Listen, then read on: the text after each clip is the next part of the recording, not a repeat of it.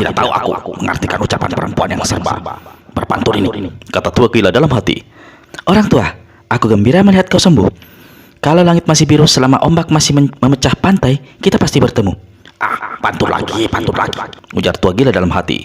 Lalu dia berkata, Tuan Penolong, yang aku panggil dengan sebutan Dewi Penolong bercadar kuning. Tadi kau bilang berbagai urusan menghadang. Jika kau memberitahu, mungkin aku bisa menolong. Terima kasih atas budi baikmu. Tapi aku adalah aku hanyalah aku. Urusanku adalah urusanku. Paling pantas bagiku membuat orang lain jadi terganggu. Aku hanya khawatir rimba persilatan penuh dengan berbagai muslihat dan kekejaman.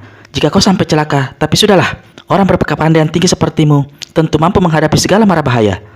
Tidak ada yang lebih tinggi daripada Tuhan yang Maha Kuasa. Tidak ada yang lebih mampu daripada Tuhan yang Maha Esa.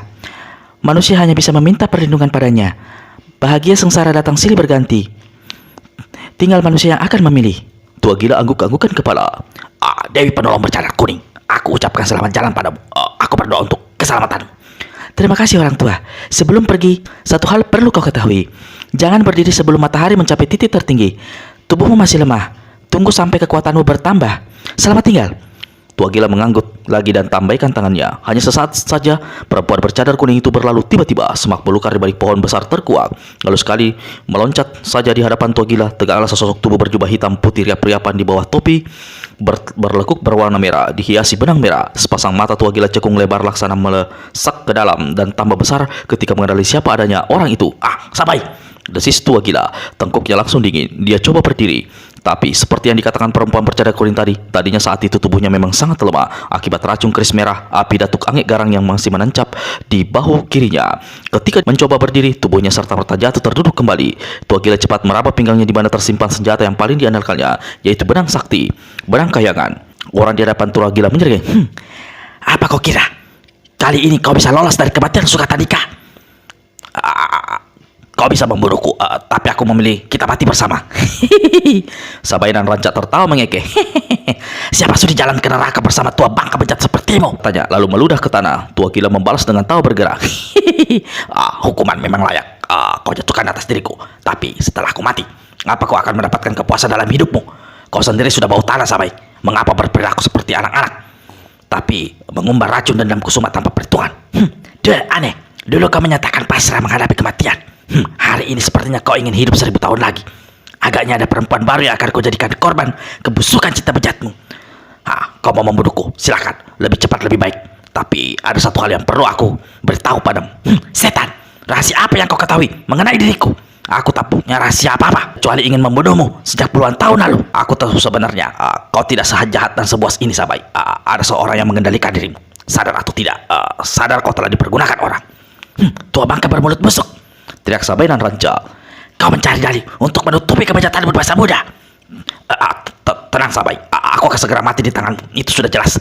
Tapi apa kau sadar bahwa segala perbuatanmu yang dikendalikan orang lain akan mengacaukan rimba persilatan Pulau Andalas Tanah Jawa? Kau tengah diperalat, Sabai. Aku tidak tahu, tapi aku merasakan kau lebih tahu, jawab tua gila. Kalau begitu, lebih baik kau mampu saja saat ini. Tapi sebelum kau kirim ke neraka, ada satu hal yang ingin kutanyakan. Bagaimana kau bisa bebas dan melarikan diri di waktu di Andalas tempo hari? Siapa sebenarnya yang menolongmu? Tua gila menyeringai lalu kakek ini luruskan telunjuk tangan kanannya sambil menunjuk ke langit. Dia yang Maha Kuasa menolongku, kata tua gila. Seperti diketahui, yang menolong tua gila adalah Putih Andini, murid sekaligus cucu Sabai dan Raja yang merupakan juga cucu tua gila sendiri. Mulut Sabai dan Raja berkomat kali. Dia maju satu langkah dan berkata, saatmu sudah tiba, Sukat. Silakan. Sudah aku katakan, lebih cepat lebih baik. Lebih cepat lebih baik aku kau bunuh. Lebih baik jadinya. Tapi ada satu hal lagi. Dalam hidupmu selain ingin membunuhku, apakah kau pernah menginginkan sesuatu menjadi milikmu? Sebuah benda sakti berharga. Muka keriput Sabai dan Rancak tampak bertambah keriput karena mengerjit. Apa maksudmu? Apa kau kira bisa memperpanjang umurmu dengan bicara segala macam ngawur? Kalung permata kejora, Sabai. Kau ingat kalung sakti itu? Kalung berantai perak bermata hijau. Sabai dan Raja tak sadar tersurut satu langkah saking kagetnya mendengar ucapan tua gila. Menurut riwayat, kau tak bisa membunuhku kalau tidak memakai kalung sakti itu. Apakah kau sudah memiliki benda itu sekarang, Sabai? Soal kematianmu bukan ditentukan oleh segala macam kalung, tapi aku yang menentukan, bentak Sabai dan Rancak. Lalu dia bergumam, di mana kau sembunyikan kalung sakti itu, Sukat? Kalau kau tidak memberitahu, ku cabut lidahmu sebelum kau kebuat mampus. Aku tidak akan memberitahu walau kau mencabut segala bagian tubuhku. Seperti diketahui, kalung permata kejora berada di tangan Ratu Duyung. Sang ratu menemukan benda itu di laut sewaktu menolong Tua Gila dari serangan si Kesura Jelantik. Kau beritahu atau tidak? Bagiku sama saja, kata Sabainan Ranca, walau kini hatinya bercabang dua, yaitu apakah dia memang harus segera membunuh Tua Gila atau menyiksa bekas kekasihnya itu hingga dia mengaku di mana beradanya kalung permata kejora.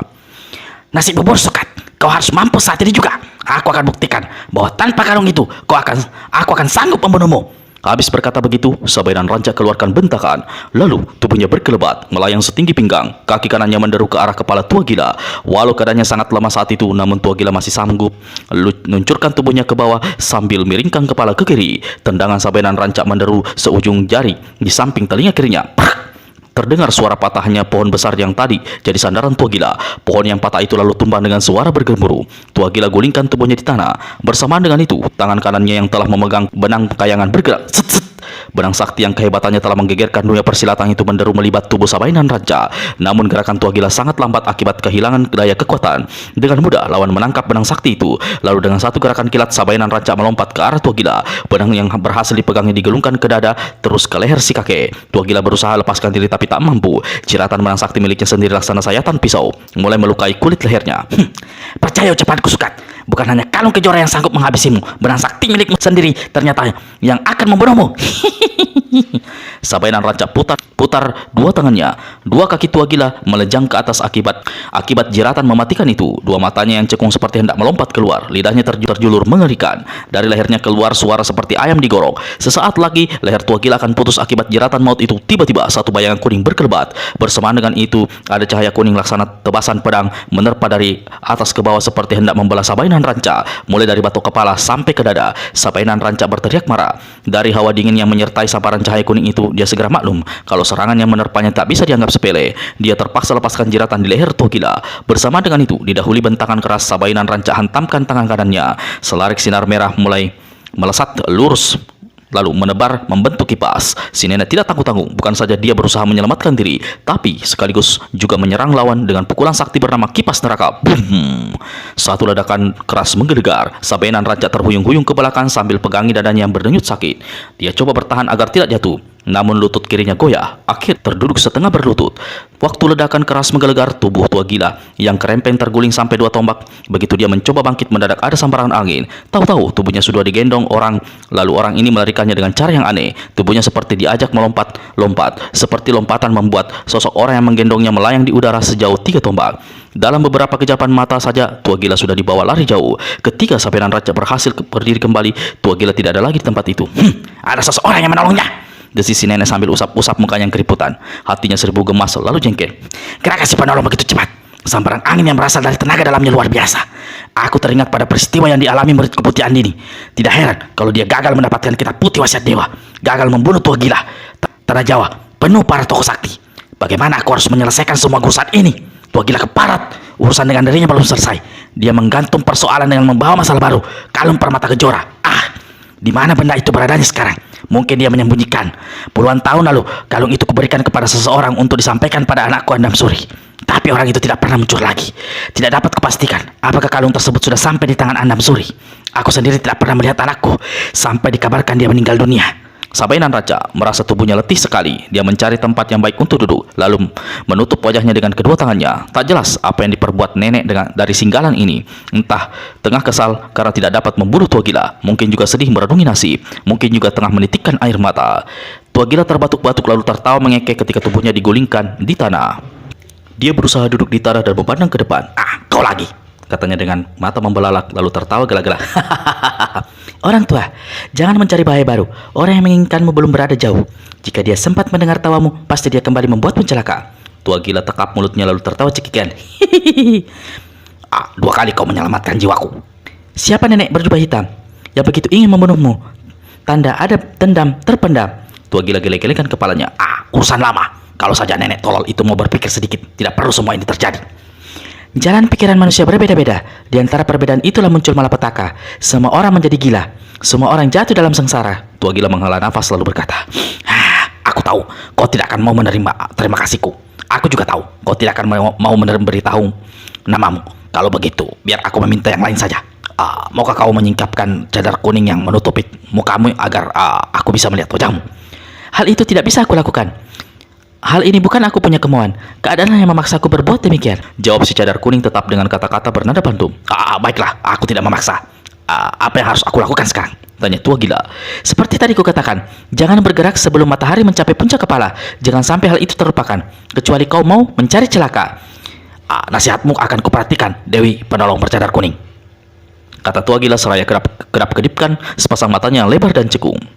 Malam telah larut, di kejauhan terdengar berbagai suara binatang malam. Suara tetesan air dalam gentong yang jatuh ke dalam batu di atasnya makin lama terdengar makin perlahan.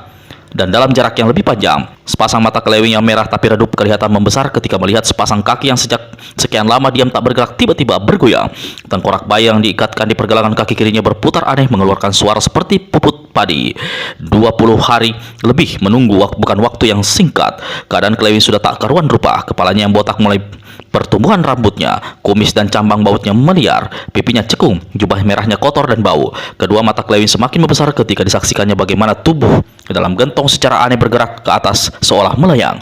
Lalu tampaklah satu sosok tubuh laki-laki penuh bulu yang hanya mengenakan sehelai cawat. Rambutnya yang basah hitam menyatu dan mengucurkan air.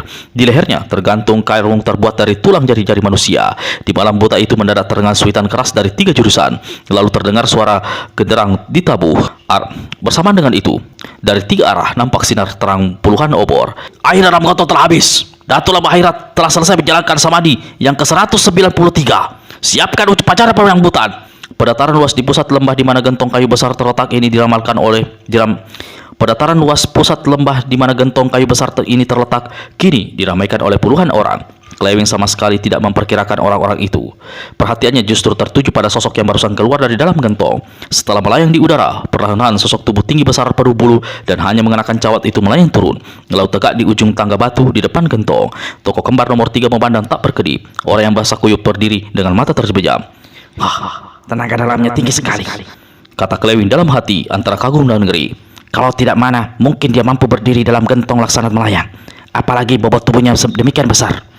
Sesaat kemudian, 2 orang datang berlari-lari. Yang satu membawa kasut terbuat dari kulit, satunya lagi membawa seperangkat pakaian berbentuk jubah hitam, lengkap dengan kain hitam pengikat kepala. Meskipun wajahnya yang garang tertutup kumis, jenggot dan cambang bau liar, namun kelewing dapat melihat bahwa orang yang barusan keluar dari gentong itu memiliki muka 3 warna, yaitu hitam, hijau, dan merah. Inilah Datuk Lembah Akhirat, penguasa kawasan lembah sebelah barat, Telaga Gajah Mungkur yang sejak beberapa lama ini menjulang namanya dalam dunia persilatan karena diketahui memiliki kitab sakti bernama Kitab Wasiat Malaikat. Tersebar dalam rimba persilatan bahwa sang datu akan menyerahkan kitab itu pada siapa yang dianggapnya berjodoh asalkan dari golongan putih. Suara genderang semakin keras ketika kasut disorongkan ke kaki orang dan jubah hitam dikenakan ke tubuhnya yang tinggi besar. Bersamaan dengan itu, seseorang menyiapkan semacam wewangian ke tubuh dan pakaian orang itu. Perlahan-lahan Datuk Lembah Akhirat buka sepasang mata di bawah 2 alisnya yang sangat tebal menjulai. Suara genderang ditabuh semakin riuh, lalu seolah ada yang memberi isyarat. Suara genderang itu menjadi perlahan hingga akhirnya riap sama sekali. Bersamaan dengan ledapnya suara genderang, maka 6 orang pengawal Lembah Akhirat muncul menggotong sebuah kursi, sebuah meja besar penuh dengan berbagai minuman dan santapan besar. Begitu duduk di atas kursi, Datuk Lembah Akhirat menyambar sebuah kunci tanah berisi minuman keras, lalu bergutnya sampai habis. Setelah itu, dia mulai menyantap hampir semua yang terhidam di atas meja tanpa mengacungkan mereka yang ada di sekitarnya. Selesai makan, Datuk Lembah Akhirat akhirnya tunjukkan sepasang kakinya. Tangan kanan mengusap perut, tangan kiri menyeka mulut. Tiba-tiba, Datuk ini bertepuk 3 kali seraba teriak, "Kalian berani menerima mati? Kalian berani menyuruh aku menunggu?" Meja di hadapannya digedor dengan tangan kanan. Tak ampun lagi, meja itu ambruk. Apa yang ada di atasnya berbentalan berantakan. 3 wakil Datuk Lembah Akhirat, yaitu pengirim muka mayat hitam, hijau, dan merah cepat datang ke hadapan sang Datuk lalu menjura. Si muka hitam cepat berkata, "Ketiduran sudah disiapkan. Teman tidur sedang menuju ke sini. Datuk hanya tinggal memilih." Datuk Lembah Akhirat kibaskan tangan kirinya. 3 wakil segera undurkan diri. Di saat itu 6 pengawal muncul bersama 3 orang perempuan muda yang semuanya bertubuh gemuk dan mengenakan jubah yang tak berterikat atau tak berkancing hingga sebagian auratnya sebelah depan terlihat jelas. "Datuk, silakan memilih di antara mereka bertiga," pengirim muka mayat hitam berkata dari samping meja yang ambruk. Datuk Lembah Akhirat menyeringai. Bola matanya membeliak menatapi 3 gadis bertubuh gemuk itu satu persatu. Gadis paling kanan berambut pendek sebahu, mukanya bulat dan dandanannya mencorong. Ketika tertawa kelihatan gigi-giginya dilapisi perak. Bentuk tubuhnya membuntal gembrot mulai dari atas sampai ke bawah. Sang Datuk alihkan pandangan pada gadis gemuk di sebelah tengah. Gadis ini memiliki rambut pirang dirias dilepas riap-riapan. Di sebelah atasnya tubuhnya membusung gembrot, penuh lemak, seolah tak memiliki pinggang. Di sebelah bawah kembali tubuhnya membengkak besar. Kulitnya hitam manis seolah berminyak. Dia berdiri sambil lepaskan senyum genit. Datuk Lembah Akhirat basahi bibirnya dengan ujung lidah. Lalu matanya dialihkan pada gadis ketiga. Gadis ini walaupun gemuk luar biasa, tapi tubuhnya lebih tinggi dari dua gadis lain. Dada dan pinggulnya seperti menggembung. Caranya berdiri membuat betis dan sebagian pahanya tersingkap. Perutnya yang juga tak dapat disembunyikan kelihatan berlipat-lipat. Dibandingkan dengan dua gadis gemuk lainnya, yang satu ini memiliki wajah menarik, atau walau jidatnya lebar. Hanya 3 orang ini? Datuk Lembah Akhirat bertanya pada pengirim mayat muka hitam. Kami cuma mendapat 3 yang baru. 2 lagi masih dalam perjalanan. Hanya Datuk keburu menyelesaikan samadhi. Mohon maafmu, Datuk. Siapa kowe punya nama? Tiba-tiba Datuk Lembah Akhirat menuding tepat pada gadis ketiga yang tinggi gemuk. Saking terkejutnya yang ditanya, sesaat tak bisa menjawab. Datuk menanyakan namamu. Lekas jawab. Jangan membuat Datuk kehilangan kesabaran, menjadi marah dan kehilangan nafsu. Kau bisa dijadikan umpan anjing-anjing peliharaannya. Membentak pengirim mayat muka merah. Nama saya Yayu Lentik, Datuk. Perempuan gemuk yang ditanya akhirnya menjawab. Apamu yang lentik? Kulit bulu matamu tidak lentik, kata Datuk Lembah Akhirat. Lalu tertawa gelak. Perlahan-lahan dia bangkit dari kursinya. Bawa Yayu Lentik ke kamar ketiduranku, kata sang Datuk pula. Lalu dengan langkah terhuyung-huyung dia berjalan menuju ke sebuah bangunan di ujung pedataran. Pengiring mayat muka hijau segera mendekati gadis gemuk bernama Yayu Lentik. Sebelum menuntun gadis gemuk ini, dia berbisik. Kau terpilih melayani lalu Datuk selama 1 musim sebelum dia kembali bersamadi. Nasibmu baik, rezekimu besar. Awas, jangan lupa membagi-bagi apa yang kau dapat pada kami bertiga. Yayu Lentik anggukkan kepala, lalu melangkah saja mengikuti kemana si muka hijau itu membawanya. Ketika hampir tiba di hadapannya, bangunan yang dituju, tiba-tiba satu sosok berjubah merah datang menyongsong dan menjura di hadapan Datuk Lembah Akhirat. 2 wakil Datuk, yakni si muka hitam dan si muka merah, segera hendak mendamprat, tapi Datuk Lembah Akhirat memberi isyarat dengan tangan. 2 pembantu terpaksa hentikan langkah, tak berani membentak. Monyet bau berjubah merah kepala kuning, aku tak punya waktu lama. Siapa namamu dan apa keperluanmu? Aku Kelewing, orang ketiga dari 8 tokoh kembar yang kini tinggal nama saja. Lalu dengan cepat Kelewing menceritakan riwayatnya. Tak lupa juga ia menerangkan tujuannya datang ke situ. Datuk Lembah Akhirat tertawa. Soal kitab wasiat malaikat yang kau inginkan itu, jika memang berjodoh dengan dirimu, pasti akan menjadi milikmu. Namun untuk mendapatkan kitab sakti itu, banyak persyaratannya. Apa kau mampu melakukan? Karena sudah punya tekad, apapun yang Datuk perintahkan akan kulakukan, jawab Kelewing tanpa ragu. Kau harus membunuh seorang tokoh silat golongan putih, lalu menyebar kabar bahwa yang membunuh tokoh itu adalah seorang tokoh golongan putih lainnya. Sanggup? Aku sanggup melakukan, Datuk. Bagus. Kau punya dendam pada beberapa tokoh golongan putih, terutama yang telah membunuh 7 saudaramu. Aku akan memilihkan calon korban untukmu. Kau sanggup membunuh pendekar Rosatudwa Wiro Sableng? Kelewing diam-diam agak terperangah karena tidak menduga dia akan disuruh memburu pendekar sakti itu. Tapi akhirnya dia mengangguk seraya berkata, aku akan lakukan, Datuk. Lalu siapa tokoh yang akan kau fitnah sebagai pembunuh pendekar 212? Tanya Datuk Lembah Akhirat pula. Dewa Tuak, jawab Kelewing. Kenapa Dewa Tuak? Bertanya Datuk Lembah Akhirat. Karena dari apa yang aku ketahui, tokoh tua itu bermaksud menjodohkan muridnya dengan pendekar 212. Tapi sang pendekar menolak dengan cara memalukan hingga Dewa Tuak menjadi marah. Datuk Lembah Akhirat tertawa gelak-gelak. Dia berpaling pada 3 orang wakilnya. Tuyul kepala kuning ini ternyata cerdik juga. Kita perlu orang-orang golongan putih seperti dia. 3 wakil sang Datuk hanya anggukkan kepala. Sang Datuk berpaling pada Kelewing. Selesai tugasmu membunuh pendekar 112, kau langsung menyeberang ke Pulau Andalas. Cari tokoh silat yang disegani dan dibunuh. Lalu sebarkan kabar bohong bahwa yang membunuh adalah seorang tokoh silat golongan putih lainnya. Kau mengerti? Aku mengerti, Datuk, jawab Kelewing. Sekarang ulurkan tanganmu. Buka telapak tanganmu lebar-lebar. Kelewing ulurkan tangan kanannya dan membuka telapaknya lebar-lebar, sambil dalam hati bertanya apa yang hendak dilakukan oleh sang Datuk. Aku akan memberimu 3 warna, hitam, hijau, dan merah. Warna mana yang paling kau suka? Merah, jawab Kelewing. Tangan kanan Datuk Lembah Akhirat tiba-tiba melesat ke depan, mencengkram tangan Kelewing demikian rupa hingga telapak tangannya menempel erat dengan telapak tangan si botak kepala kuning itu. Satu cahaya merah membersit keluar dari tangan sang datuk. Klewing merasa tangannya seperti tersenduh air mendidih. Ketika datuk lembah akhirat melepaskan pegangannya, Klewing melihat bagaimana kini telapak tangannya telah berubah, seolah dicat dengan cat merah yang tak bisa dikelupas. Kau sudah menjadi orang kepercayaanku, Klewing. Kau sudah menjadi anggota kelompok lembah akhirat. Berarti kau harus menjalankan bulat-bulat segala apa yang aku perintahkan tanpa berani melanggar. Aku tak akan melanggar segala perintah datuk. Aku siap berangkat sekarang juga untuk melaksanakannya, kata Klewing pula. Bagus, tapi apa jaminanmu kau tidak bakal berkhianat? Aku berani bersumpah menyerahkan nyawa jika datuk menghendaki, jawab Klewing dengan penuh semangat. Sang datuk ganda tertawa dan berkata, banyak sumpah diucapkan, banyak janji yang dikumandangkan, banyak nyawa yang dijadikan petaruh. Tapi seringkali semua itu hanya isapan jempol belaka. Aku tidak mau berlaku tolol. Di lembah akhirat ada cara tersendiri untuk membuat seorang anggota setia pada kelompok, dan aku selaku penguasa tunggal. Kalau begitu aturannya, aku akan mengikuti, kata Klewing. Bagus, ujar Datu lembah akhirat seraya menyeringai. Kau harus menyerahkan barangmu padaku. Bila mana semua urusan selesai, kau bukan saja akan mendapatkan beberapa inti ilmu kesaktian yang ada dalam kitab wasiat malaikat, tapi barangmu juga akan dikembalikan. Kau kemudian akan kujadikan wakil penguasa tunggal lembah akhirat di kawasan tertentu. Setuju? Setuju, Datuk. Hanya aku tidak mengerti barang apa yang aku serahkan padamu. Tiga wakil Datuk lembah akhirat tertawa gelak-gelak. Datuk lembah akhirat maju mendekati. Tiba-tiba tangan kanannya melesat ke bawah perut Klewing. Orang ketiga dari 8 tokoh kembar ini tak merasa sesuatu apa, kecuali digerayani hawa dingin yang aneh. Datuk lembah akhirat menarik tangan gadisnya kembali. Sesuatu kini tergenggam dalam tangannya. Dia berpaling pada pengirim mayat buka merah yang saat itu sudah siap dengan sebuah kantong kain berwarna merah. Datuk lembah akhirat memasukkan benda yang dipegangnya ke dalam kantong merah. Klewing tiba-tiba saja menjadi pucat wajahnya. Hawa dingin menjalar ke sekujur tubuhnya. Tangan kirinya meraba ke bawah perut. Dia terkejut besar. Tangan kanannya ikut meraba-raba. Pucat pasi muka si botak kuning ini. Tak peduli banyak orang di situ yang menyingkapkan jubah merahnya. Matanya mendelik ketika melihat di bawah perutnya tak ada lagi apa-apa. Datuk, seru Klewing seperti hendak menggerung. Apa yang kau lakukan padaku? Kau dikebiri sementara, Klewing.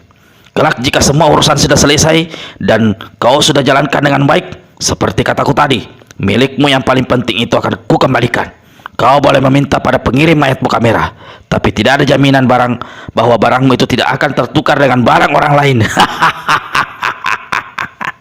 Klewing merasa nyawa seolah terbang. Dia tak bisa berbuat apa-apa. Dengan terhuyung-huyung dia tinggalkan tempat itu. Datu lembah akhirat masih tertawa bergelak-gelak. Tangan kanannya digelungkan ke pinggang si gembrok Yayu Lentik. Sebelum masuk ke dalam bangunan, dia bertanya pada tiga wakilnya bermuka hijau, hitam, dan merah itu. Selama aku bersemedi, apakah Dewa Sedih telah melakukan tugasnya? Sudah, Datuk, jawab pengirim mayat muka hitam. Dia telah membunuh 2 tokoh silat golongan putih. Mayat kedua orang itu belum lama kami musnahkan menjadi debu, dan para pengawal telah membuangnya di 2 tempat. Bagus. Kalian tahu di mana kakek sakti itu berada. Sesuai petunjuk Datuk, dia dipersiapkan untuk menyeberang ke Pulau Andalas untuk membuat kekacauan di sana. Saat ini dia masih berada di tempat peristirahatan di selatan lembah akhirat. Datuk lembah akhirat mengangguk-angguk. Kalian boleh kembali ke tempat masing-masing. Kalau tiba saatnya aku akan menyuruh kalian memanggil Dewa Sedih, kata Datuk lembah akhirat pula, lalu membawa si gemuk Yayu Lentik masuk ke dalam bangunan. Hari itu adalah hari ke-70 pendekar 1-2 Wiro Sableng kehilangan kekuatan dan kesaktiannya, yaitu sebagai akibat menolong melepaskan Ratu Duyung dari kutukan yang selama bertahun-tahun membuatnya menjadi makhluk setengah manusia setengah ikan. Di pagi hari yang cerah itu, Wiro baru saja membasuh muka di sebuah mata air di sebelah timur hutan Delanggu. Tubuhnya masih terasa sakit-sakitan akibat bantingan dan pitingan si Raja Penidur kemarin. Saat ini, dia belum mengenakan baju putihnya, tapi mengenakan jubah kencana geni yang diberikan Raja Penidur. Kapak naga geni 212 dan batu hitam pasangannya yang kini tak ada artinya lagi sejak dia kehilangan tenaga dalam terselip di pinggang celananya. Wiro duduk di tepi pasir sambil merenung. Jubah ini pasti dicurinya dari keraton. Diberikan padaku agar kupakai untuk melindungi diri dari siapa saja yang bermaksud jahat. Selama jubah ini ada padaku, aku tidak akan mempan gebukan, pukulan sakti ataupun senjata tajam. Aku harus berterima kasih pada kakek gendut itu. Namun yang aku tidak mengerti adalah ucapannya. Dia berkata, anak muda, kau hanya bisa berteriak, tidak berpikir apa arti semua ini. Murid Sinto Gendeng garuk-garuk selambutnya yang basah. Aku tidak bisa berpikir memecahkan arti ucapannya itu. Satu keanehan lagi, sejak dia memitingku rasa kantukku selalu datang menyeberang. Jangan-jangan aku sudah ketularan penyakit tidurnya. Wiro menguap lebar-lebar. Lalu seolah mengomel dia berkata, masih begini pagi aku sudah ngantuk lagi. Padahal malam tadi tidurku cukup lelap dan lama. Aduh, apa yang terjadi dengan diriku? Apa sebenarnya yang dilakukan si Raja Penidur itu? Wiro kenakan baju putihnya hingga jubah merah kencono geni kini terlindung di balik pakaian itu. Mengenai jubah merah koncono geni sakti ini, harap baca serial Wiro Sableng berjudul Bahala Jubah Koncono Geni akan ada di channel ini. Aduh, perutku lapar. Tapi rasa mengantukku tidak tertahankan. Aduh, gila. Wiro bangkit berdiri dan tinggalkan mata air. Dia sengaja berjalan cepat agar kantuknya lenyap. Tapi semakin cepat dia berjalan, semakin banyak keringat yang keluar. Tubuhnya semakin berat terasa. Kepala dan matanya tubuhnya pun menjadi letih sekali. Karena tidak tahan, akhirnya Wiro mencari tempat yang baik untuk berbahkan diri. Dia mendapatkan satu tempat agak bersih di bawah sebatang pohon waru berdaun rindang. Langsung saja murid Sinto Gandeng ini rebahkan diri, berbaring setengah bersandar di batang pohon. Tidak seperti biasanya, kali ini begitu tidur dikeluarkan suara mendengkur. Wiro agaknya benar-benar telah ketularan penyakit tidur si Raja Penidur. Namun anehnya, walau mata terpejam dan ekornya menggembor keras, sayup-sayup dia masih mampu mendengar suara kicauan burung di kejauhan. Itulah sebabnya ketika satu bayangan merah berkelebat, meski matanya terpejam, tubuhnya tak bergerak dan dengkurnya menjadi-jadi. Pendekar 112 masih sanggup mendengar suara angin kelebatan orang yang datang. Di hadapan Wiro saat itu berdiri Klewing, satu-satunya 8 tokoh kembar yang masih hidup dan telah menjadi anak buah Datu Lembah Akhirat. Mengenai 8 tokoh kembar, harap baca di Kiamat di Pangandaran, ada di channel ini. Nasibku baik, rezekiku besar. Belum lama mencari aku berhasil menemukan pendekar keparat ini. Kalau tidak, karena ulahnya 7 saudaraku tak bakal menemui ajal. Rahan si botak kepala kuning menggembung. Pendekar keparat, rasakan pembalasanku. Habis memaki begitu, Klewing langsung lancarkan satu tendangan maut yang diarahnya adalah bagian bawah dagu Pendekar 212. Sekejapan lagi tendangan itu akan menghancurkan rahang serta mematahkan tulang leher Pendekar 212. Tiba-tiba, murid Sinto Gandeng ini menguap lebar, lalu seperti tak acuh balikkan tubuhnya ke samping. Tendangan maut Klewing lewat. Kalau tidak lekas dia merubah arah tendangan kakinya atau akan menghantam batang pohon waru. Wiro kembali menguap sementara matanya terus terpejam. Kaki kanannya dianjurkan ke depan. Walau gerakannya tidak cepat dan tidak keras, namun kaki itu sempat menyentuh kaki kanan Klewing yang berada dalam kuda-kuda mengimbangi diri. Karena pusat bobot tubuhnya terpengaruh, hampir saja Klewing terjajar. Dengan geram sambil membentak, dia melompat dan dari mulutnya terdengar teriakan, "Menjukir langit!" Tangan kanannya diletakkan di kepala, tangan kiri diluruskan ke depan dengan telapak terbuka. Lalu si botak ini meniup. Inilah ilmu kesaktian yang sangat diandalkan oleh 8 tokoh kembar. Satu gelombang angin yang mengeluarkan seru dahsyat sehebat air bah menyapu ke arah Pendekar 112. Wiro Sableng lagi-lagi menguap, tubuhnya miring dan berguling ke kiri. Namun akhirnya gerakannya kurang cepat. Walau inti serangan lewat di atasnya, namun sebagian angin serangan Klewing masih sempat menyapu tubuhnya. Tak ampun lagi, Pendekar 112 mencelat mental sampai 4 tombak. Klewing cepat memburu ke tempat Wiro jatuh terkapar. Dia mengira sang pendekar pasti sudah menemui ajal. Tapi alangkah kagetnya si botak ini melihat Pendekar 112 duduk menjeplok di tanah, matanya masih terpejam. Dia menguap 2 kali berturut-turut sambil garuk-garuk kepala. Apa yang telah terjadi? Bagaimana Wiro bisa selamat dari tiupan angin sakti Klewing yang sanggup menghancurkan batu besar itu? Ini semua akibat pertolongan si Raja Penidur. Bantingan dan pitingan yang dilukakan tempo hari terhadap Wiro adalah menyalurkan sebagian ilmunya yang mampu membuat Wiro mengeluarkan gerakan-gerakan aneh ketika diserang. Walaupun dia berada dalam keadaan setengah tidur, ilmu ini sangat cocok untuk keadaan Pendekar 112 yang saat itu tanpa kekuatan, tanpa kesaktian.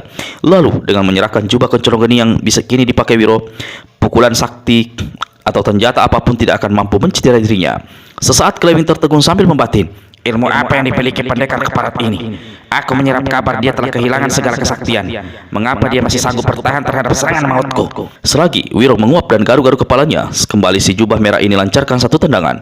Kali ini yang ditujunya adalah Pendekar 212. Seperti tadi, sesaat lagi tendangan itu akan menghancurkan kepala murid Sinto Gandeng. Mendadak tubuh sang pendekar terhuyung-huyung ke kiri, lalu terbah ke tanah. Di sini dia menguap 1 kali lalu berguling ke kiri. "Jahanam!" rutuk Klewing. Dia melompat dengan satu gerakan kilat, kaki kanannya dihujamkan ke perut Wiro. Pendekar 112 keluarkan suara seperti orang muntah. Klewing terbelalak. Hujaman kakinya yang sanggup menjebol perut lawan ternyata tidak membuat sang pendekar cedera. Malah Klewing merasakan ada satu kekuatan dahsyat menghantam keluar dari tubuh Wiro, membuatnya terlempar ke udara sampai 2 tombak. Penasaran dari atas, si botak ini kembali keluarkan ilmu kesaktiannya. Dia meniup dengan tenaga penuh. Satu gelombang angin menghantam. Tanah di bawah pohon terbongkar berubah menjadi satu lubang besar. Pohon waru besar tumbang bergemuruh. Tapi Wiro sendiri lenyap entah kemana. Ketika Klewing memandang berkeliling, dilihatnya pemuda itu duduk bersandar sambil garuk-garuk kepalanya pada sebatang pohon pisang hutan. Kedua matanya bergerak-gerak tapi masih tetap terpejam. Merasa dipermainkan, si botak nomor 3 dari 8 tokoh kembar ini menjadi semakin ganas. Dia kembali menerjang dengan 2 kedua tangan dihantamkannya ke depan. Tapi justru pada saat itu gerakannya tertahan oleh selarik sinar ungu yang berkiblat, bukan saja memapasi serangannya terhadap Wiro, tapi sekaligus membuatnya terdorong sampai 3 langkah. Memandang ke depan, si botak berjubah merah ini menjadi terkejut. Dia dapatkan seorang dara berpakaian ungu, berwajah cantik tegak di hadapannya sambil bertolak pinggang. Sebuah pita besar berwarna ungu menghiasi kepalanya, lalu di lehernya melingkar sehelai selendang yang juga berwarna ungu. Klewing tak pernah melihat atau mengenal gadis ini sebelumnya, namun dari gerakannya memapasi serangannya tadi, dia maklum kalau si gadis memiliki kepandian tinggi. Gadis liar, siapa kau? Bentak Klewing dengan mata berkilat-kilat. Bukan saja karena marah, tapi justru karena diam-diam bernafsu melihat gadis cantik ini. Dia lantas terbayang pada peristiwa sewaktu dia bersama saudara-saudaranya hendak memperkosa Putih Anidi di Pangandaran dulu. Di bawah pohon, Wiro terdengar meruap, mendengkur. Klewing memaki dalam hati. Si gadis hanya melirik sebentar, lalu balas menghardik pada Klewing. Botak kepala tai, jaga mulutmu. Kalau tidak mau kurobek. Klewing tertawa lebar. Apa urusanmu mencampuri persoalan orang? Persoalan yang mana yang merasa aku campuri? Tanya si gadis sambil kini berkaca pinggan dengan 2 tangan sekaligus. Liar tapi tolol, atau berpura-pura tolol. Mengapa kau menolong pemuda yang hendak aku bunuh itu? Oh, jadi kau hendak membunuh pemuda yang sedang tidur dan tak berdaya itu? Siapa bilang dia tidur dan tak berdaya? Dia justru memiliki ilmu aneh, ilmu tidur. Gadis berbaju ungu tertawa bergagah. Baru sekali ini aku dengar ada ilmu tidur. Kau yang tolol, tidak tahu dipermainkan pemuda itu. Tampang si botak menjadi merah padam. Aku memberi pengampunan padamu. Lekas tinggalkan tempat ini. Kau mengancam. Kalau aku tidak mau meninggalkan tempat ini, apa yang hendak kau lakukan? Menantang gadis baju ungu itu, lalu perlahan tangannya bergerak menarik lepas selendang ungunya yang melingkar di leher. Pada saat itulah Klewing melihat salah satu ujung selendang tergurat 3 angka 212. Apa hubunganmu dengan pendekar 212? Klewing ajukan pertanyaan. Botak tolol, pertanyaanku tadi belum kau jawab, malah mengajukan pertanyaan. Ayo, katakan apa yang hendak kau lakukan jika aku tidak pergi dari sini? Nasibmu bakal sama dengan pemuda itu. Aku akan membunuhmu. Mana mungkin lebih buruk dari kematian. Maksudmu? Sentak si gadis. Klewing tertawa lebar. Kau tahu apa maksudku? Kelak kau akan menyukai dan meminta ampun agar diriku tidak dibunuh, karena ingin bersenang-senang lebih lama. Oh, begitu. Otakmu tolol, tapi hatimu keji. Aku menyerap kabar nyawa 7 saudaramu digusur para tokoh golongan putih karena kekejian yang sama. Apa kau ingin cepat-cepat menyusul mereka?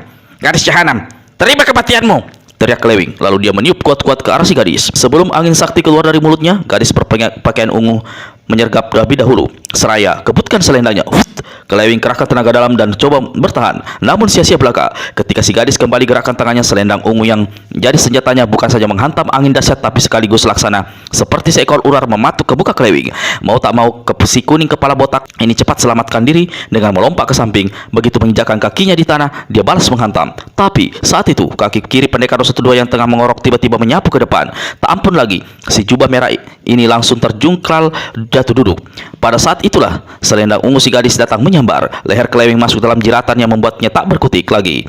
Dia tak berani bergerak apalagi mencoba loloskan diri. Dia maklum sekali gadis itu sentakan tangannya yang memegang selendang, maka tanggallah lehernya. Siapakah adanya gadis cantik berkepandian tinggi dan memiliki gerakan serba cepat ini? Dia bukan lain adalah Anggini, murid tunggal kesayangan Dewa Tuak. Tokoh silat yang terkenal dengan kegemarannya menegak tuak harum dan selalu membawa 2 tabung tuak kemanapun dia pergi. Dari arah pohon terdengar suara orang yang menguap panjang disusul menggeliat. Lalu ada suara bertanya, enaknya tidurku barusan. Aduh, sampai tidak tahu apa yang terjadi. Suara sunyi sesaat. Lalu, astaga, Anggini, betul engkau yang ada di sana itu? Wiro, bicara basa-basi kita lupakan dulu. Kau mau aku apakan si kuning kepala botak ini? Wiro usap-usap matanya lalu berdiri dan cepat melangkah ke samping Anggini. Sesaat dia usap-usap kepala Klewing lalu meminjitaknya 2 kali hingga si botak ini meringis kesakitan. Wiro, kurasa orang ini ingin membunuhmu bukan hanya karena balas dendam kesumat kematian saudara-saudaranya, tapi juga karena ada yang menyuruh. Bagaimana kau bisa tahu? Tanya Wiro seraya garuk-garuk kepala. Lihat, telapak tangan kanannya. Wiro tarik tangan kanan Klewing lalu balikkan tangan kanan si botak itu. Ternyata keseluruhan telapak tangannya berwarna merah. Botak, apa artinya tanda merah ini? Tanya pendekar 112 pada Klewing yang berdiam diri, tak mau menjawab. Itu tanda bahwa dia adalah anggota komplotan lembah akhirat, menerangkan Anggini. Apa kau tidak tahu? Tidak pernah mendengar apa yang tengah terjadi di dunia persilatan akhir-akhir ini? Wiro gelengkan kepala. Selama ini aku menyembunyikan diri. Menyembunyikan diri? Memangnya kenapa? Tanya Anggini sejak Tadi dia sebenarnya sudah heran sejak melihat tindak tanduk pendekar 212. Nanti saja kita bicara, jawab Wiro. Lalu kembali dia mengusap-usap kepala botak kelewing. Kepada si gadis dia berkata, Anggini, pinjamkan aku senjata rahasiamu yang berbentuk paku perak itu. Dia masih ingat senjata rahasiaku. Pertanda dia tidak pernah melupakan diriku. Selain selendang ungu, maka sejumlah paku perak sepanjang setengah jengkal merupakan senjata rahasia yang tidak bisa dibuat main. Odan telah membuat Ciut Nyali, tokoh silat golongan hitam. Sebatang paku diserahkan pada Wiro. Melihat Wiro mengacung-acungkan paku sambil memeriksa mulutnya, si botak kepala kuning jadi merinding. Apa yang hendak kau lakukan? Tanyanya dengan suara bergetar. Menusuk matamu rasanya kurang sedap, kata Wiro tertawa. Terbatu-batu. Menindis telingamu atau menambah satu lubang lagi di hidungmu, rasanya kurang bagus. Kalau kau anggota satu kelompokan dengan pimpinan kelompokan itu yang menyuruhmu membunuhku, aku akan melakukan sesuatu lain dari yang lain untuknya. Dengan gerakan cepat, kemudian Wiro pergunakan paku perak itu untuk menggurat angka 212 di kening kelewing. Dengan dalamnya, dia menggurat hingga tulang kering si botak ini kelihatan memutih, sementara darah mengucur membasahi mukanya. Kau kembali pada pimpinanmu, perlihatkan keningmu dan sampaikan salamku padanya. Wiro berpaling pada Anggini, memberi isyarat agar si gadis melepaskan jeratan selendangnya. Orang ini hendak membunuhmu, kau melepaskannya begitu saja, ujar Anggini. Aku tidak bodoh. Jika dia gagal membunuhku, tentu pimpinannya punya perhitungan sendiri terhadapnya. Tanpa banyak bicara, Anggini lepaskan jeratan selendang ungunya di leher kelewing. Wiro lantas tendang pantat si botak seraya berkata, Botak, lekas minggat dari tempat ini. Kalian akan menerima pembalasanku. Kalian akan menerima pembalasan dari Datuk Lembah Akhirat, kata kelewing seraya bangkit berdiri. Itu rupanya gelar pimpinan komplotanmu, ujar Wiro sambil menyeringai. Katakan pada datukmu itu, akhirat itu tidak ada di lembah. Jika dia kurang jelas, aku nanti akan mendatanginya dan menunjukkan jalan ke akhirat. Kelewing menengus lalu tanpa banyak bicara segera tinggalkan tempat itu. Anggini berpaling pada pendekar 112. Dua orang yang telah lama tak pernah bertemu ini sesaat saling pandang seolah melepas kerinduan. Ternyata itu belum cukup. Keduanya saling mendekat lalu tenggelam dalam saling rangkul. Adikku Anggini, apakah selama ini kau baik-baik saja? Bisik Wiro sambil membelai belakang kepala gadis murid tunggal Dewa Tuak itu. Aku baik-baik saja. Aku gembira bertemu denganmu, Wiro. Sepasang mata gadis ini berkaca-kaca. Aku juga, jawab Wiro. Lalu dia ingat bagaimana guru mereka sangat ingin agar mereka bersatu menjadi sepasang suami istri. Apa yang terjadi dengan dirimu, Wiro? Ketika kau diserang habis-habisan oleh orang itu tadi, caramu menghadapinya sungguh aneh. Wiro menguap lebar-lebar lalu lepaskan pelukannya. Sejak kapan kau mengundang penyakit suka menguap dan jadi pengantuk seperti ini? Lalu kau juga kulihat sepertinya punya ilmu kebal, tak mempan gebukan. Apa kau sudah berguru pada orang sakti baru selain Tua Gila dan Sito Gendeng? Wiro tersenyum dan garuk-garuk kepala. Aku akan ceritakan ini semua pekerjaan si Raja Penidur. Tapi maksudnya baik. Dia ingin menolongku. Wiro lalu tuturkan riwayat dirinya sejak dia menolong Ratu Duyung di Puri Pelebur Kutuk. Pengalamanmu sekali ini sungguh luar biasa. Kau bermaksud menolong orang, tetapi kena musibah tidak terduga. Menurut perhitunganmu, tinggal berapa hari lagi kau baru bebas dari musibah ini, Wiro? Wiro garuk-garuk kepala. Kalau aku tidak salah hitung, mungkin sekitar 30 hari. Tapi sekarang aku merasa lebih tentram. Si Raja Penidur memberikan ilmu silat orang tidur itu padaku. Juga ada jubah konconogeni di bawah bajuku. Anggini tertawa. Lain kali kalau hendak menolong aku harus lebih berhati-hati, Wiro. Ya. Memang seharusnya begitu, ujar pendekar 212 dalam hati. Dia membating. Lain sekali sikap Anggini dengan bidadari angin timur atau bunga. Dia bisa menerima apa yang telah aku lakukan dengan satu pertolongan murni, bukan mengandung maksud apa-apa. Kalau saja bidadari angin timur bersifat seperti Anggini. Saat ini aku melihat sikapnya juga lain, jauh lebih dewasa, seolah dia tidak ingin lagi mengingat soal perjodohan itu. Mengenai asal usul pertemuan hubungan Wiro dan Anggini, harap baca serial Wiro Sableng berjudul Maut Berjanji di Pajajaran dan Keris Tumbal Wilayuda ada di channel ini. Anggini, apa yang membawamu sampai tersesat ke tempat ini? Wiro ajukan pertanyaan sambil memegang tangan Anggini dan mengajaknya duduk di tanah. Guruku Dewa Tuak, jawab Anggini. Wiro melirik pada selendang ungu yang melingkar di leher si gadis. Pada salah satu ujung selendang terdapat guratan angka 212. Sekian tahun berlalu ternyata selendang itu masih ada dan dipeliharanya dengan baik. Ada apa dengan Dewa Tuak? Tanya Wiro. Lama sekali dia tidak pernah kembali ke tempat kediamannya. Kabar pun tidak pernah kudengar. Aku khawatir terjadi apa-apa dengan dirinya. Di usia setua itu, dia bisa saja jatuh sakit atau bagaimana? Wiro usap-usap dagunya dan unjukkan wajah sedih. Kau benar, Terakhir kali aku bertemu dengan gurumu di Pangandaran beberapa waktu lalu. Dia memang sedang sakit-sakitan. Berubahlah paras Anggini. Apa yang terjadi dengan guruku, Wiro? Kau tahu di mana dia sekarang? Gurumu itu dewa tuak. Dia tidak tahu menjaga kesehatan. Akibatnya penyakit lamanya kambuh kembali. Kasihan dia. Wiro, lekas katakan apa yang terjadi dengan Dewa Tuak? Kata Anggini setengah berteriak. Gurumu itu jatuh sakit, Anggini. Sakit lama. Sakit asmara, Wiro. Wiro, jangan bergurau. Aku... Tenang, Anggini.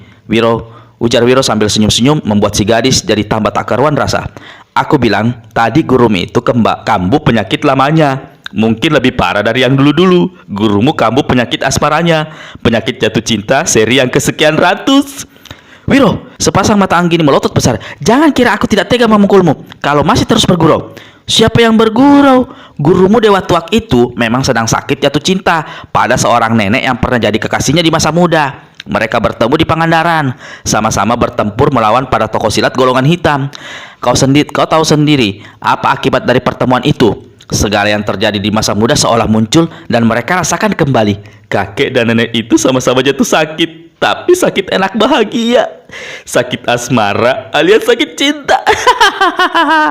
Wiro tertawa gelak-gelak. Anggini banting-bantingkan kakinya dan menjotos dada pendekar Rasa-II beberapa kali saking geramnya. Untung saja Wiro terlindung oleh jubah sakti Koncono Geni. Kalau tidak, pukulan-pukulan yang cukup keras itu bisa menciderainya. Siapa nenek kekasih guruku itu? Tanya Anggini akhirnya. Seorang nenek cantik, dikenal dengan julukan Iblis Muda Ratu Pesolek atau Iblis Putih Ratu Pesolek. Anggini menarik nafas lega. Aku pernah mendengar tentang perempuan itu. Guruku sendiri yang menuturkan riwayat mereka. Kalau dia kini memang sedang tergila-gila lagi dengan si nenek, aku bisa merasa lega. Aku hanya khawatir terjadi apa-apa dengan dirinya. Kau tahu, rimba persilatan di tanah Jawa ini semakin macam-macam. Berbagai kejadian aneh muncul dan semuanya berakhir dalam bayang-bayang maut. Kau pernah mendengar tentang kitab wasiat malaikat yang kini dicari oleh para tokoh? Selama ini keadaanku membuat aku terpaksa seperti menyembunyikan diri. Aku buta segala apa yang terjadi di luaran. Apa yang kau ketahui tentang kitab wasiat malaikat itu? Kabarnya, kitab itu adalah raja di raja segala kitab sakti. Hanya para tokoh silat golongan putih yang akan berjodoh. Konon kitab itu kini berada di tangan seorang datuk yang bermarkas di lembah akhirat.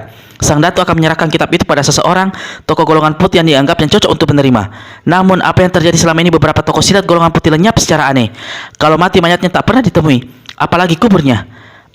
Aku khawatir guruku Dewa Tua terpikat dan dengan berita itu lalu berusaha mendapatkan kitab wasiat malaikat.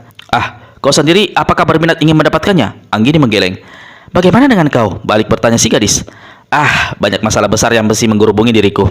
Bagaimana mungkin aku memikirkan segala macam kitab? Wiro hendak menceritakan tentang kitab pusit wasiat dewa yang saat itu disimpannya di balik bajunya. Tapi akhirnya dia memutuskan lebih baik tidak mengatakan hal itu pada si gadis. Wiro, kita harus meninggalkan tempat ini, kata Anggini seraya berdiri. Ya, aku akan ikut kemana kau pergi, jawab Wiro seraya ulurkan tangannya. Anggini memegang tangan pendek Wiro lalu membantu sang pendekar bangkit berdiri. Wiro menguap. Penyakit tidurmu kambuh lagi. Kau mau tidur dulu atau mau pergi bersamaku? Atau bagaimana? Kalau mau tidur silahkan saja. Aku tak bakal menungguimu, ujar Anggini menggoda. Wiro cepat tutup mulutnya dengan tangan kanan. Aku memilih ikut bersamamu. Biar aku tidur sambil jalan saja.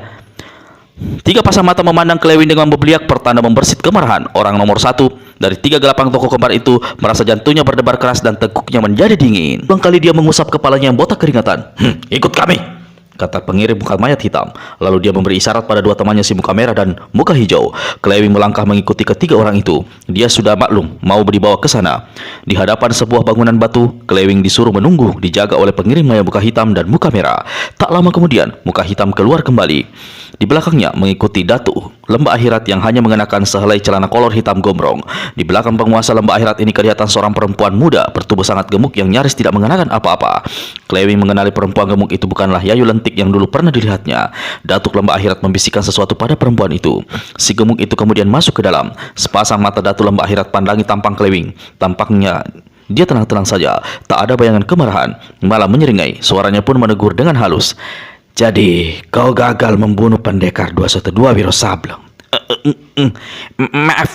Maafkan diriku, Datuk, jawab Kelewing tak berani menatap tampang Datuk Lembah Akhirat.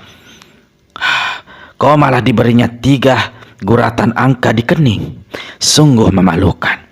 Tak pernah terjadi anggota kelompok lembah akhirat mengalami penghinaan seperti ini. Aku mohon maaf Datuk. Aku sebenarnya hampir dapat membunuhnya. Namun tiba-tiba muncul seorang perempuan muda berkepayang dan tinggi mengolong pendekar 212. Datuk lembah akhirat tertawa bergelak. Kau tidak mampu membunuh pendekar 212. Kau juga tidak sanggup mengalahkan lawan yang hanya seorang perempuan muda. Kau tahu nasib apa yang bakal menimpamu, Kelewing? Aku mengerti, telah berbuat kesalahan besar, Datuk. Beri kesempatan padaku sekali lagi. Kesempatan hanya sekali seumur hidup. Tak mampu mempergunakan kesempatan, maka malapetaka besar akan menimpa dirimu. Datuk, aku bersedia dihukum dan dibatalkan jadi anggota kelompok lembah akhirat. Hukumanmu tidak seringan itu, anjing kura kepala kuning. Kemarahan Datuk lembah akhirat akhirnya meledak. Dia berpaling pada pengiring mayat muka hitam, lalu anggukkan kepala. Si muka hitam menoleh pada kawannya si muka merah. Lekas panggil Dewa Sedih, bawa ke sini. Dia harus menyaksikan pelaksanaan hukuman agar tidak berbuat kesalahan yang sama. Pengiring mayat muka merah segera tinggalkan tempat itu.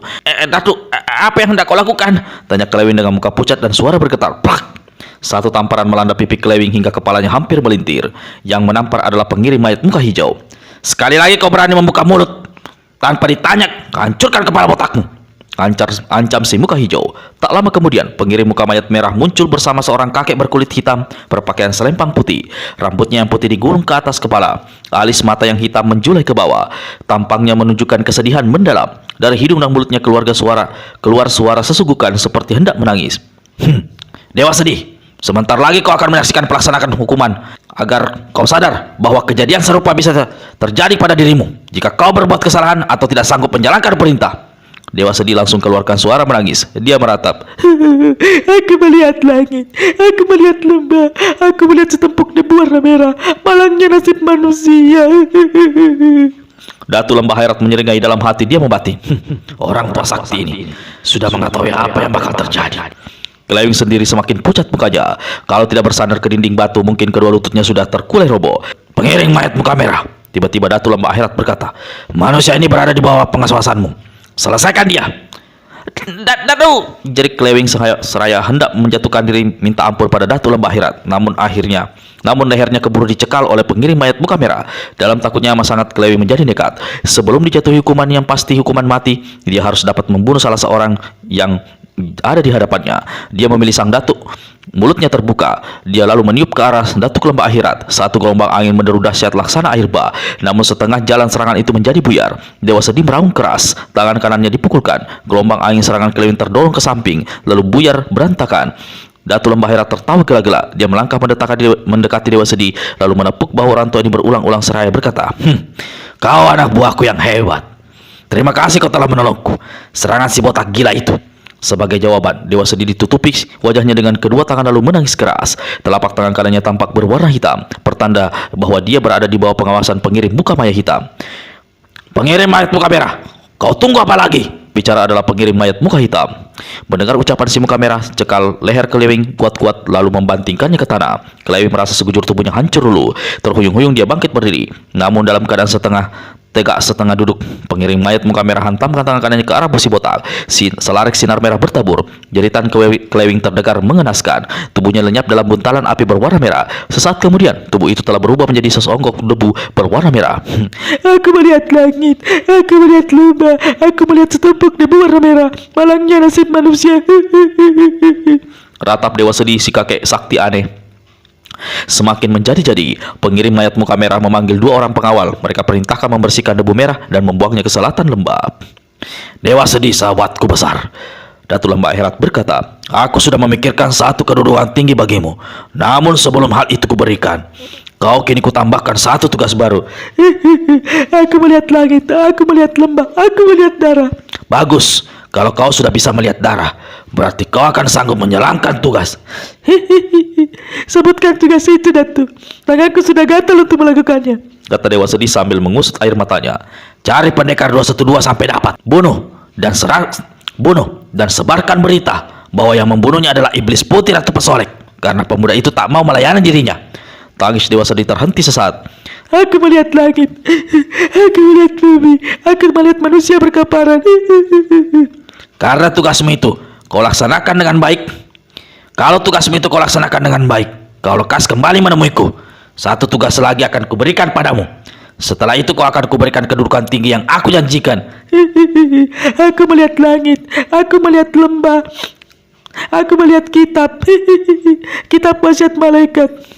Datu, apakah kau akan menyerahkan kitab sakti itu sesuai janjimu? Dewa Sedih bertanya sesungguhkan. Datu Lembah Akhirat tersenyum. Kalau kau memang berjodoh dengan kitab wasiat malaikat, kitab itu pasti akan menjadi milikmu. Sang Datu lalu memberi isyarat pada pengiring mayat muka hitam. Antarkan dia ke tempatnya kembali. Berikan makan enak. Datu, apakah aku boleh minta sesuatu? Tiba-tiba Dewa Sedih ajukan pertanyaan. Katakan saja. Jika memang pantas, pasti akan kuberikan. Selama 2 bulan di tempat ini aku tak pernah melihat perempuan. Aku melihat langit, aku melihat lembah, tapi tak pernah melihat perempuan. Sebelum pergi, aku ingin dari diri tua ini tidur di koloni perempuan. Tak perlu gadis satu yang masih muda. Nenek-nenek pun sudah jadilah. Datu Lembah Akhirat tertawa gelaga.